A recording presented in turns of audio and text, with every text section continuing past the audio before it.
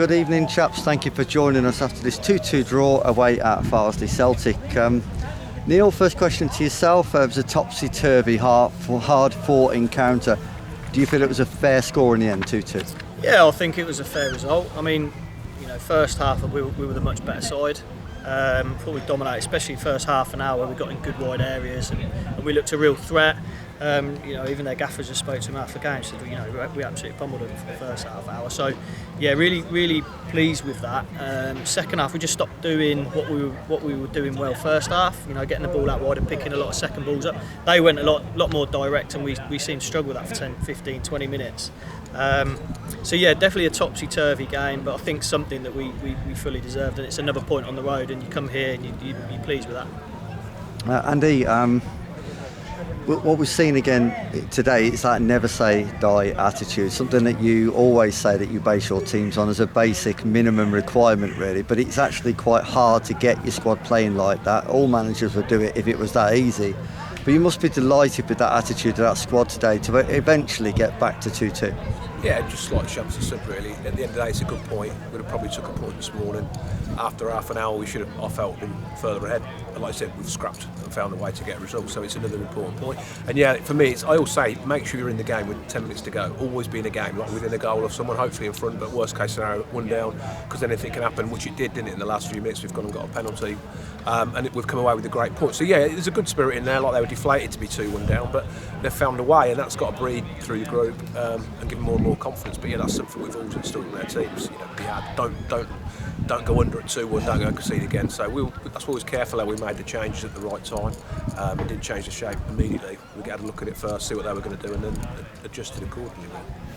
Okay, Neil, this is obvious at the moment. There's a bit of a trend going in the opening few games that you guys, more than anybody, will be very aware that we seem to be conceding, you might call sloppy goals, but we're also not finishing teams off as well. So although the general performance might justify a win, we're not always getting those points. And really, as managers, how on earth do you go about fixing those points?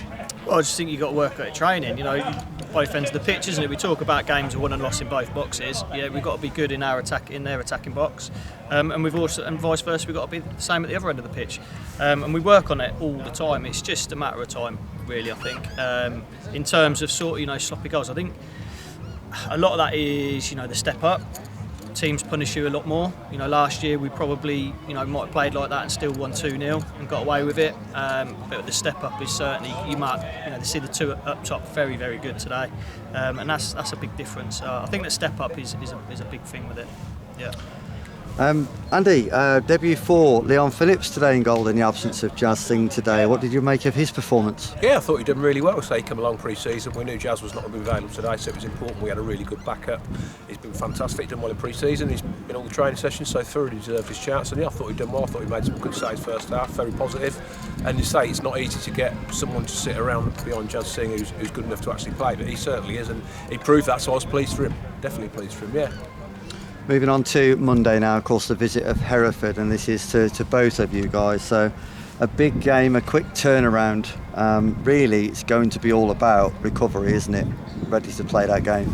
Yeah, we've just spoken now, obviously they've done the cool down. It's important they get ready for Monday. It's another home game, another tough game, as they all are. Like we've just said then, there's no easy games. It's certainly, they've got some good players, Hereford, we know that. And we're expecting a tough battle. For me, it's key. I'll speak to the lads tomorrow and see who's actually going to be available, because we had some carrying knocks today, as you can see, as the game went on, some limping at the end. So we need to know exactly who's available. Whether we freshen up a little bit, we're not sure. Me and Shams will speak about that tonight, stroke tomorrow. What we do know is we'll have a team that goes out on Monday that's going to die for the shirt as normal and do the best they can, which is what always happens when we play. Okay, gents, thank you for your time today. We'll catch up with you again on Monday. Cheers, fellas. Cheers, Thank mate. you. Thank you.